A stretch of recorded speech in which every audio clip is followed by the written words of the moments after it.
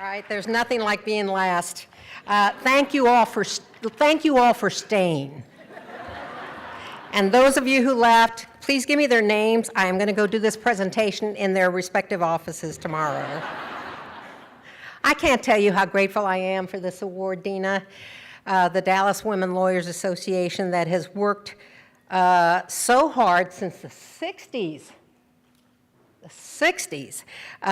to equalize the standing of all lawyers in our legal community.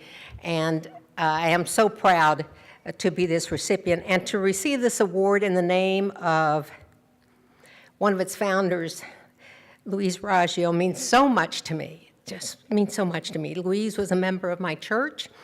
To paraphrase and somewhat butcher an expression that came out of the presidential campaign in the late 80s, I knew Louise Raggio, and I am no Louise Raggio. I am not. A tiny woman of enormous stature, persistence, integrity, conscience, and sense of justice.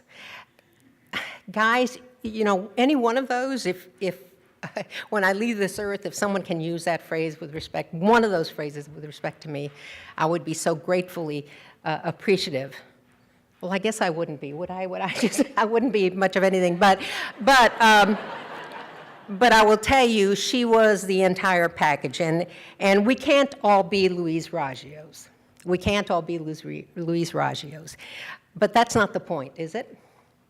The point is, what is it that we can bring to the table with whatever strengths we have, whatever God has given us to help us along the way, to contribute to our community and to better the lives of other people. I wish I could say mission accomplished with respect to the great work of the Dallas Women Lawyers Association.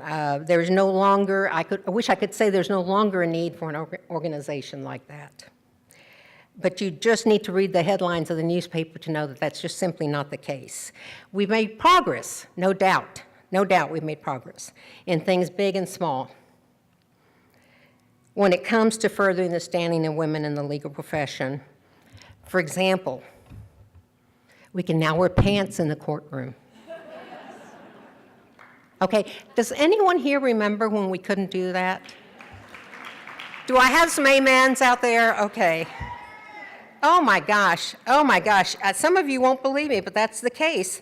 And we can do it just like men do. They wear pants in the courtroom without drawing the scorn of judges and our colleagues or fellow lawyers, as was once the case in Dallas County. Oh my God, did I say judges? I'm sorry, judges make no mistakes. Judge Hoffman, I am so sorry, and all the other judges that are here. Let me take that back. I'm taking that back. But even though the number of Dallas attorneys have increased 11% in Dallas County over the last decade, the number of women lawyers has only increased by 4%.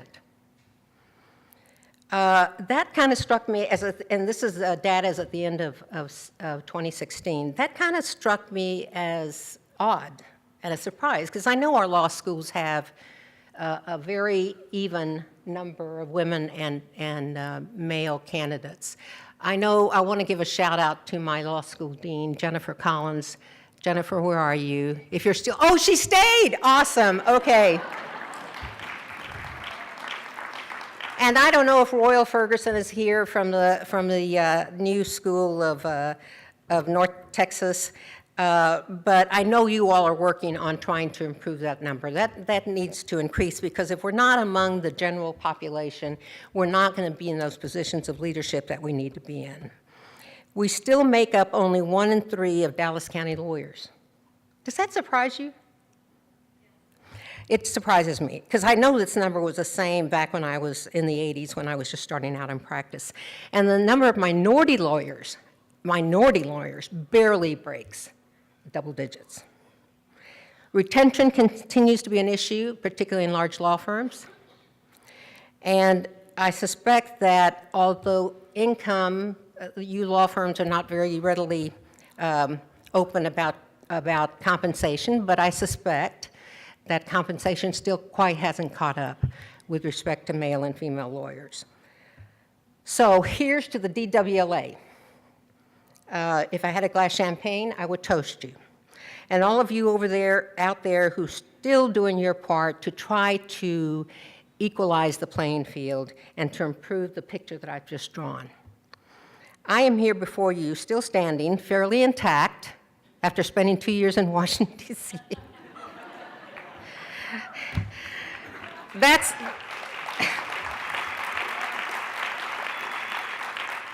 a conversation for another day. Because of the support and encouragement that I've received from so many of you, and I've seen so many of you out there tonight, where is my table of girlfriends? Where's my Baker Botts group? Oh my God, love you guys. Mary and Catherine and Samara and oh my gosh, I can't see. I'm 65 years old. Okay, I can't see. Everybody out there, you are an extraordinary group of women, both currently at Baker Botts and have gone through Baker Botts. Michelle, could I tell a story or two about you?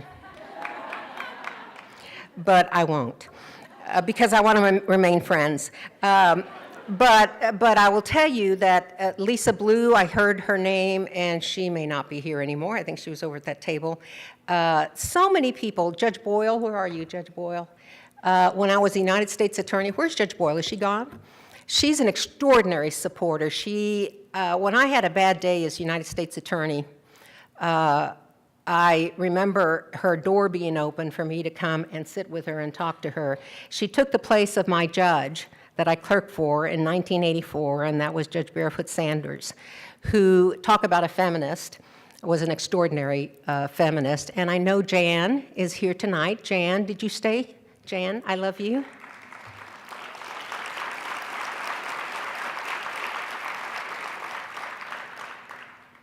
The true strength behind that duo. And her son Biff, I think, did he leave? Oh, he sneaked out. Did he? Jan, did he leave? Her son, his namesake, who has also been a good friend to us over time. So I will tell you, I feel like after 30 years of being a part of this legal community, I can't tell you how good it is to be home, how good it is to be surrounded by people who actually give a flip, and by people who care for you. It's really important, I think, to all of us to have that support and that network, that village, that tribe that you spoke about earlier. These women that were here together with us tonight, thank you so much for including me in this group, because it is dynamite. They leave those of us who we thought were hot stuff in the dust. They're just extraordinary women. And for those of you, since everybody gave a little piece of advice, I am so good at giving advice. I am so bad at following it. But for those of you still trying to figure out your way through this legal morass, this legal war that we're in, I've got one little bit of advice. And that is do your best. Do your best. Can't eliminate it altogether, but do your best to manage and control that four-letter word that begins with F, that holds so many of us back, and that's fear. Fear of stepping up, whether on your own behalf or on behalf of others. Fear of standing out or standing out in a group or taking the lead on something. Fear of loss in the courtroom, or whatever it is that burns in your stomach. My fear when I was first entering the professional world was public speaking. I dreaded, give me anything. I will clean the latrines, give me anything, but don't put me in front of a crowd. And now you can't shut me up. It's amazing how that happens. But fear has squelched the hopes and dreams and goals of so many that should not have been the case. So those of us in this room, many of my friends, I am here to support you. I think you can find me where I am, and I would love to be a part of that mentoring group. And it doesn't have to be a formal relationship. I love just talking to women. I like guys too, I do. But I love talking to women about their situations and where they are, and I mostly don't help out very much, but I do listen fairly well. I want to leave you with this quote about overcoming fear, that my husband, Don, I love you, Don. Let's see, what is our last anniversary in August that we both forgot? It was the 29th. Don and I have been together for 29 years and was a part of the reason I left Haynes and Boone. Where is my Haynes and Boone table? I know there's a Haynes and Boone table somewhere in here. The reason I left Haynes and Boone to go to Baker Botts was because of Don. But he found this quote, whose author is anonymous, and it's about overcoming fear, and it's one that helped us deal with a crisis we had together, that we shared together. And it goes like this. When we walk to the edge of all the light we have and take a step into the darkness of the unknown, we must believe one of two things will happen. There will be something solid for us to stand upon, or we'll be taught to fly. Please go forward fearless as Louise B Raggio was, and thank you so much for this wonderful honor.